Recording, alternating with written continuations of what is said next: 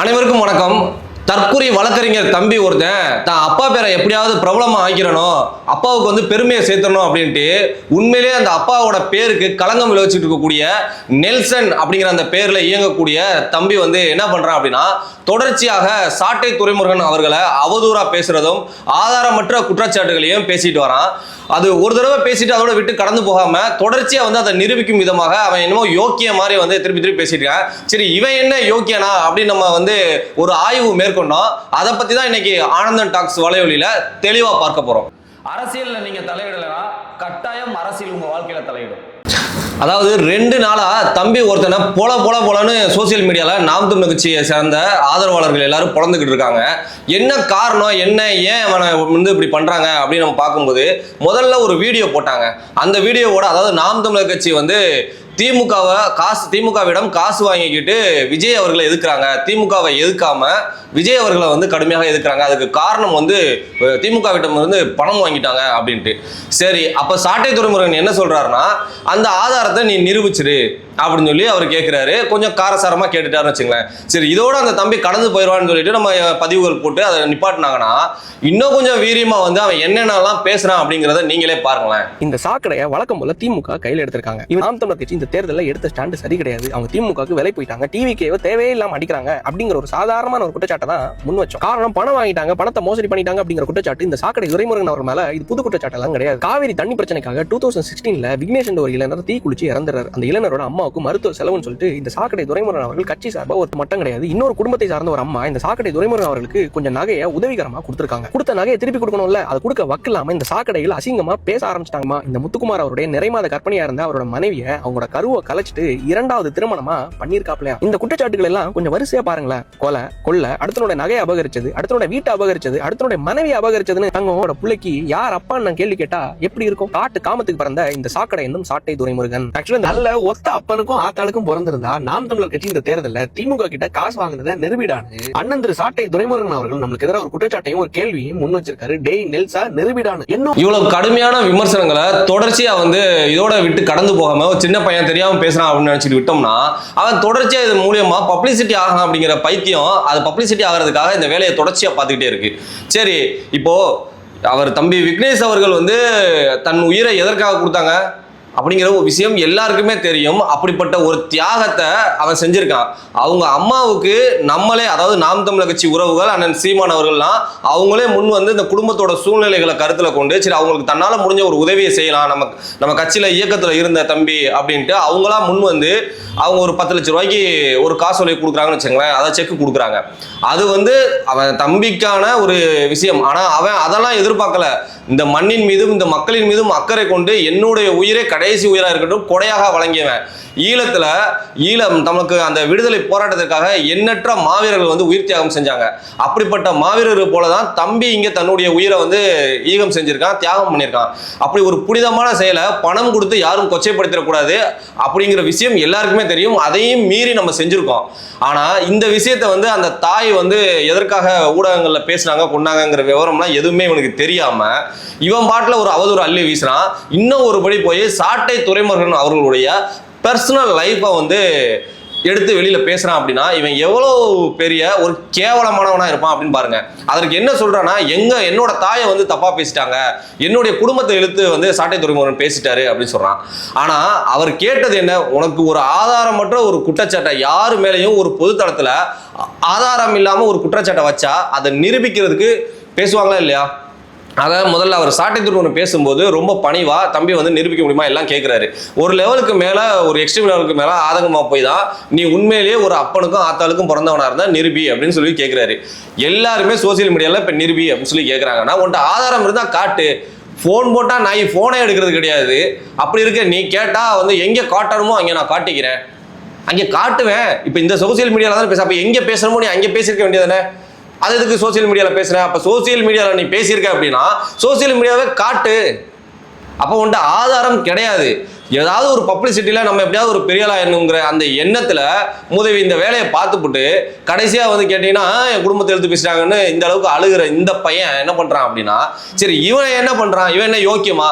இதே சவிதா காலேஜில் இவன் படிக்கும் போகும்போது அங்கே செகண்ட் இயர் படிக்கும்போது ஒரு பணக்கார பொண்ணை கூட்டிட்டு போய் அந்த பிள்ளைய லவ் பண்றங்க பேர்ல அந்த பிள்ளைகிட்ட இருந்து நீ பணத்தை ஃபுல்லா ஆட்டையை போட்டியா இல்லையா, அது மூலியமா அந்த பொண்ணுகிட்ட இருந்து வசூல் பண்ண அந்த காசுல தான் நீ உட்காந்துருக்க கார்ல உட்காந்துட்டு வீடியோ போட்டுக்கிட்டு இருக்கியா இல்லையா? டிவிகே கட்சியில் இருக்கக்கூடிய டிகே பிரபு அவர்கள்ட்ட போய் பேசி அவர்களை வந்து சாட்டை திருமுருகன் வந்து அவரோட இமேஜை வந்து டேமேஜ் பண்ணிட்டாரு, இந்த தேர்தல் நேரத்தில் அவர் பண்ண அந்த சில கட்ட பஞ்சாயத்து இதெல்லாம் வெளிக்கொண்டு வந்துட்டாரு அப்படிங்கிற எண்ணத்துல நீ டிகே பிரபுட்ட பணத்தை வாங்கிக்கிட்டு நீ பேசுறியா இல்லையா?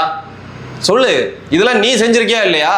அப்புறம் நீ என்னமோ யோக்கிய மாதிரி மனோ தங்கராஜ் அவர்கள் மீது நீ வந்து நாம் தமிழர் கட்சி மனோ தங்கராஜை மிக கடுமையாக எதிர்த்தாங்க. அப்போ நாம் தமிழர் கட்சி எடுக்கிறாங்களே, அங்கே இருக்கக்கூடிய சீலன் அவர்கள் எடுக்கிறாங்களே, அப்போ நம்ம ஊரு நம்மளுடைய கன்னியாகுமரி மாவட்டம், இந்த மாவட்டத்தில் மனோ தங்கராஜ் வந்து மலைகளை வந்து கடத்தி போறாரு, என்ன பண்றது அப்படின்னு நீ என்ன தனியாவா பண்ண? நாம் தமிழர் கட்சி கடுமையான போராட்டங்களை அண்ணன் சீமான் அவர்கள் மூலியமா அவர் சீலன் அவர்கள் அங்கே இருக்கக்கூடிய நாம் தமிழ் எல்லாரும் சேர்ந்து வழக்குகள் தொடுக்கிறாங்க, மக்கள் மத்தியில் அம்பலப்படுத்துறாங்க. இது தெரிஞ்சு தனியா இங்க உட்காந்துக்கிட்டு நீ ஆட்டையை போட்ட அந்த காருக்குள்ள உட்காந்துக்கிட்டு ஒரு வீடியோ போட்டு விடுற. உடனே என்ன செய்யறா, நாம் தமிழர் கட்சி எதிர்த்தது மூலியமாக அவருக்கு வந்து பின்னடைவு வருது, அவரோட அமைச்சர் பதவி புடுங்கப்படுது, அவருடைய கட்சியில் இருக்கக்கூடிய அதிகாரங்கள் போகுது, அவருக்கு சீட்டு கிடைக்கல, எல்லாம் நாம் தமிழர் கட்சி கொடுத்த அழுத்தம். இதுல நம்ம ஒரு வீடியோ போட்டதுனால தான் வந்து இது நடந்து போச்சுன்னு தற்பெருமை பேசிக்கிட்டு தெரிஞ்ச நீ நினைச்சிருந்தா அந்த மாவட்டத்தில் ஏன் ஒரு வழக்கறிஞர் தானே நீ வழக்கு தொடுத்திருக்கலாமே? மனோ தங்கராஜ் மீது ஒரு வழக்கத்தோடு.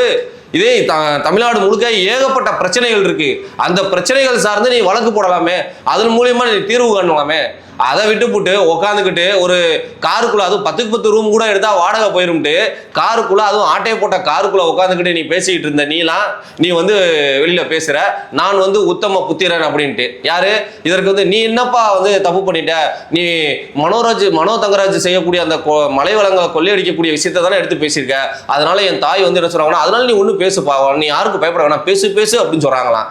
ஏண்டா உன் தாயை பேசிட்டாங்கன்னு சொல்லிட்டு உனக்கு வலிக்குதுன்னா நீ இன்னொருத்தரோட மனைவியை பத்தி இழிவாவது பொதுத்தளத்துல பேசுறியே, அப்ப அது மட்டும் சரியா? உன் தாயை யாரும் தவறா பேசல, ஆனா நீ எவ்வளவு தவறா கேவலமா தரங்கட்டு பேசிக்கிட்டு தர்ற. இப்படிப்பட்ட கேவலமான ஆளா இருந்துகிட்டு நீ வெளியில பேசலாமா? இதே மனோ தங்கராஜ் தக்கலையில வச்சு உன்னை பொலன்னு பொழந்தாருல வாழைத்தோப்புக்குள்ள, அது உனக்கு தெரியுமா தெரியாதா? பொண்ணை ஏமாத்தி பணம் வாங்கியிருக்க, மனோ தங்கராஜ் அடியாள்கிட்ட அடி வாங்கியிருக்க, டிகே பிரபு கிட்ட பணத்தை வாங்கிக்கிட்டு சாட்டை திருமணத்துக்கு எதிராக பேசிக்கிட்டு இருக்க. இந்த மாதிரி அவதூறுகளை நானும் அள்ளி வீசினேன்னா புரியுங்களா? ஏஐ மூலியமா நீ மட்டும் தான் போட்டோ ரெடி பண்ணி போட முடியுமா? ஏன் மற்ற யாருக்குமே அது தெரியாதா? இதே போல இப்ப நானும் ஏஐ மூலியமா ரெடி பண்ணி இப்படி போட்டு உன் மேல உன்னைய அசிங்கப்படுத்தினா உனக்கு மனசு எப்படி வலிக்கும்? ஒரு வளர்ந்து வர்ற தம்பியாச்சு, இப்பதான் முதல் படி எடுத்து வைக்கிறானே, ஒரு நேர்மையா ஒரு விஷயங்களை எடுத்து சொல்லட்டும். மனோ தங்கராஜ் பண்ணக்கூடிய மலை வளங்கள் மலை கொள்ளையை பத்தி பேசுறியா, தாராளமா பேசு. அதே போல மற்றவங்க யாரு செஞ்சாலும் அதை பத்தி பேசு, ஓகேவா?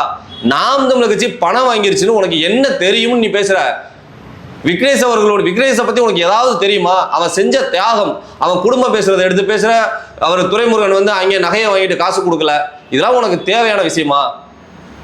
இந்த மண் சார்ந்து, இந்த மொழி சார்ந்து, இந்த இயற்கை வளங்கள் சார்ந்து ஏதாவது நடக்குதுன்னா அந்த விஷயத்த பேசி உனக்கு நாம் தமிழர் கட்சியை சப்போர்ட் பண்ணோம்.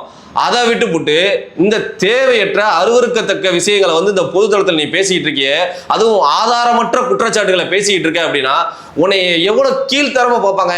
யார் இப்ப அம்பலப்பட்டு நிற்கிறது? ஒரு வியூஸ் போகணுங்கிறக்காண்டி நம்ம பேசுறது போய் சேரணும் அப்படிங்கிற காரணத்துக்காக எதை வேணாலும் அள்ளி வீசினா உன் அப்பாவுக்கு வந்து இந்த பேர் கிடைக்காது தம்பி. உன் அப்பா பேரை நீ கேவலப்படுத்திக்கிட்டு இருக்க.